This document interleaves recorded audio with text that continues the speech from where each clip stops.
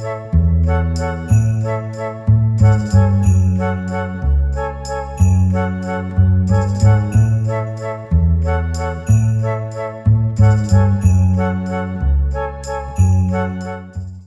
homesteaders, gardeners, and cooks. My name is Jennifer. Welcome to Miles Away Farm, or welcome back.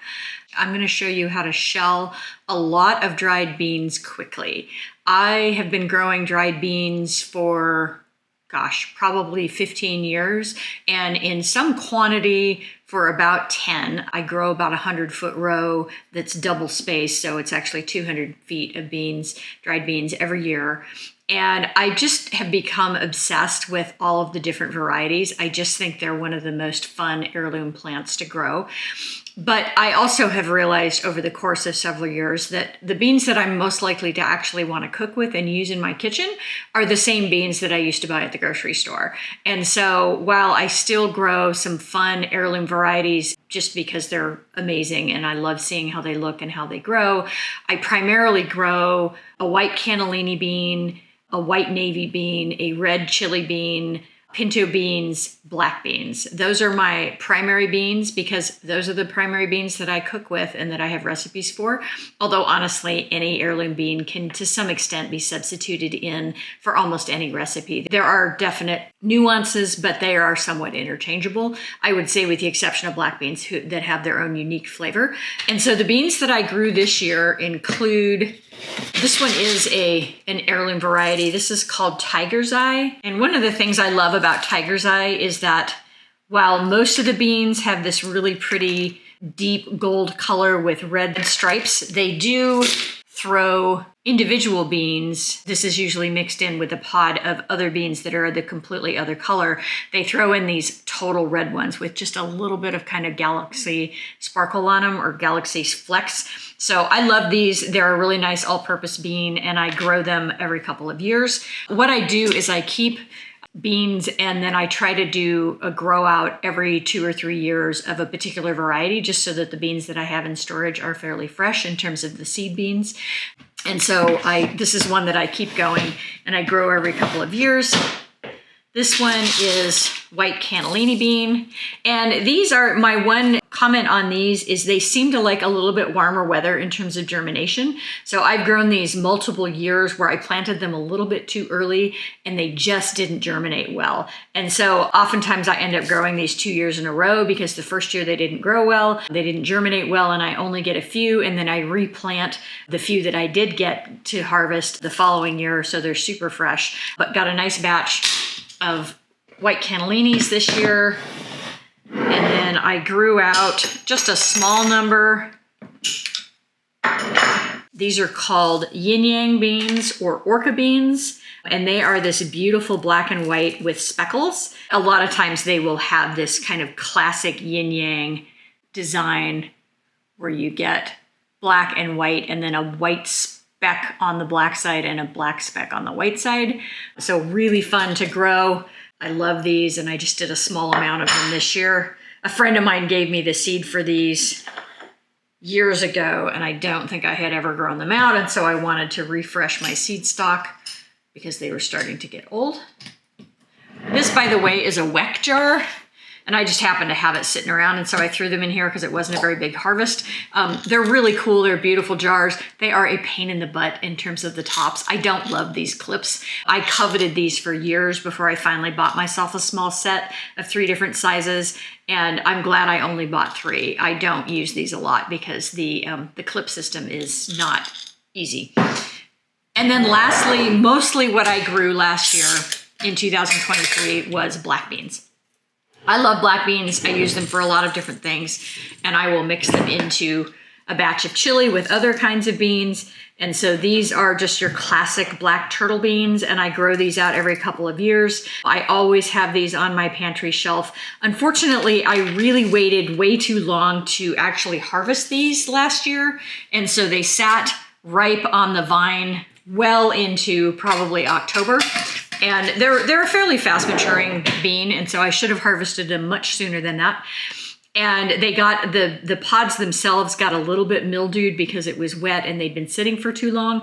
And then I threw the entire plant, including the pods, into my greenhouse, and they sat in there over the winter because I just didn't have time to get to them and get to actually pulling the pods off of the vines. I finally did that probably in February with a little bit of extra help from my husband. All of my beans had still been sitting in there. And then I probably grew 60 feet of just black beans last year. And so I had a lot of pods, and normally I will just sit in front of the television in the wintertime and shell individual pods into bowls just because it's a nice winter productive thing to do. But I had a lot of these. And so I've done this multiple years in a row where instead of individually shelling them, I basically stomped on them and then winnowed them in a bucket. And so that's what I'm going to show you here. It's a great method if you're trying to shell a lot of beans at once. And then I ended up with 2 half-gallon jars of dried beans from that. So I have 2 of these, and then I had a little bit left over. And so I just went ahead and pressure canned the little bit that was left over instead of throwing them in a 3rd jar.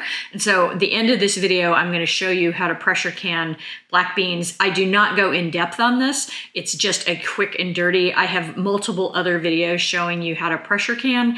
And I have a Senate bean soup recipe that kind of walks through every step that's actually canning beans, although it's in a soup. So I didn't go through the great detail on this one, but home canned black beans on my shelf, 5 pints of those at the end of this video. So shelling lots of black beans quickly. Let's get started. So here's all the black beans once we finally got them picked off of the plants that I had stored in my greenhouse. And you can see by looking at these, some of them are nice and tan, which is what they should be, and some of them are a little bit darker because they got a little bit mildewed from sitting on the vines out in the field for a little bit too long. And this red bucket is a mineral bucket for cattle. And once they're empty, farmers usually just get rid of them. I don't raise cows, but I have a neighbor who does. And when I asked him if he had any of these, he gave me 3 or 4 immediately. They are really great for this kind of project. They're great for all kinds of farm chores. They're nice and big. They're very sturdy. They're UV stabilized. So highly recommend if you have a fellow farmer friend to ask if they have a few of these around. The nice part about this is the beans are heavy, and so they just fall to the bottom. And so after stomping on that 6 or 7 times, after mixing and stomping, I'm just kind of fluffing this up, making sure that any beans that are in there have fallen to the bottom. I might miss a few here, but it is so much of a time saver that it is worth missing a handful of beans to me to do it this way and not have to individually shell each one of these beans. As we get down to the bottom, I've got a few that didn't quite break open, but here you can see most of those beans have just fallen to the bottom and are ready to be winnowed. This is an oversized bowl that I got from a restaurant supply store, also one of those indispensable farm items that you will just love once you have one. It's also great for making big batches of granola, which I often do. And this day wasn't particularly windy. It would have been helpful if it had been a little bit more windy. You can also do this in front of a fan, of course. The problem with doing it in front of a fan is I don't have long extension cords, and so I tend to end up with all kinds of stuff all over my decks when I do it with a fan, and so I was trying to do it out in the yard to save on the mess. Dogs, of course, are helping me in whatever way they can.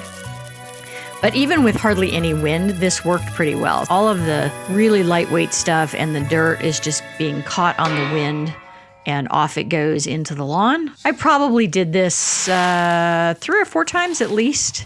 You can see there's still quite a bit of dust in here after the first run through. And then there were some that were just heavy. They hadn't actually broken open.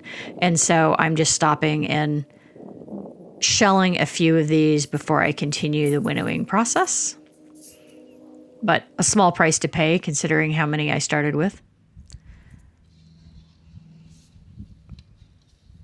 And I kept waiting for the breeze to kick up, and it was all over the place. So I'm basically coating the camera here.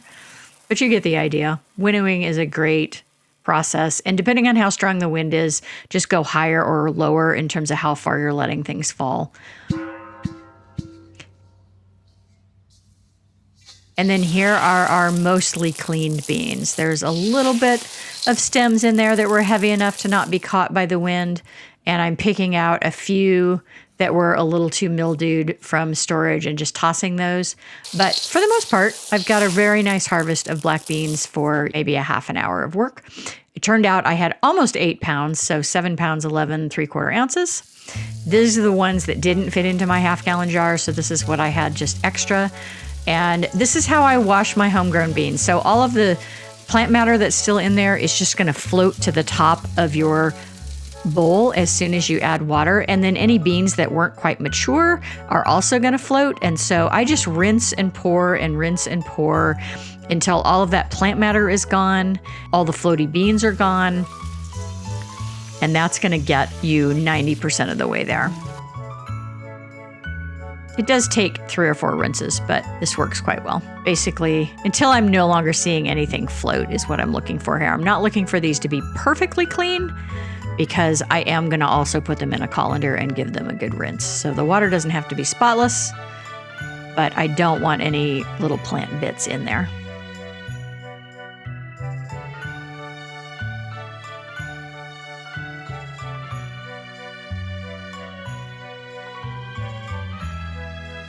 And you can see we got rid of quite a bit of stuff there. Then I'm going to throw it in a colander, give it one more good rinse just to get any lingering dirt off. And look at these beautiful beans that I grew myself. I love being able to feed myself in this way. It's just very gratifying.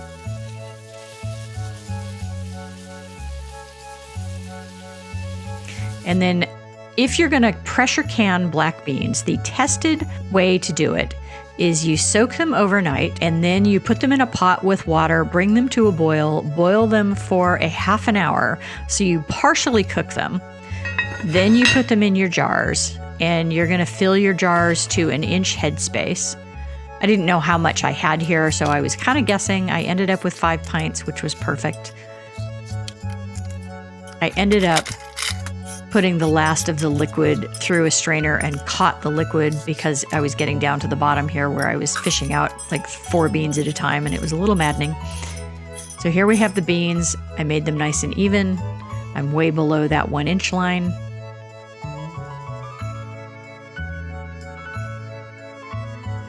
I want some salt. Beans without salt don't taste good. I always add salt to my beans. It's a half a teaspoon per pint or a teaspoon per quart is what I do. And then I'm filling this up with that leftover bean boiling liquid to a 1 inch headspace.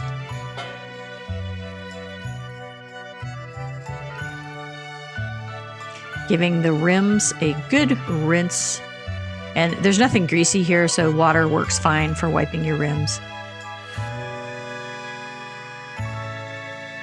Capping, putting them in my pressure cooker, and every pressure cooker is different, so follow the directions for yours. Processing them for 75 minutes for pints. I believe it's 90 minutes for quarts, and here's our finished bean product. You can see we lost a little bit to siphoning. That's really typical on beans, so that liquid level is going to drop a little bit from where we started. Those are perfectly safe as long as the seal is good, and you process them for the correct amount of time, and you should be able to pick your jars up by the lids. That's a good indication that they are well sealed. And there you have it. Homemade black beans from black beans that I grew and harvested last year in October. Definitely a project worth doing if you have the room on your farmstead. Thanks for watching, Tribe. If you like this kind of content, give me a thumbs up, subscribe, leave me a comment, and share. I have new content coming out every week.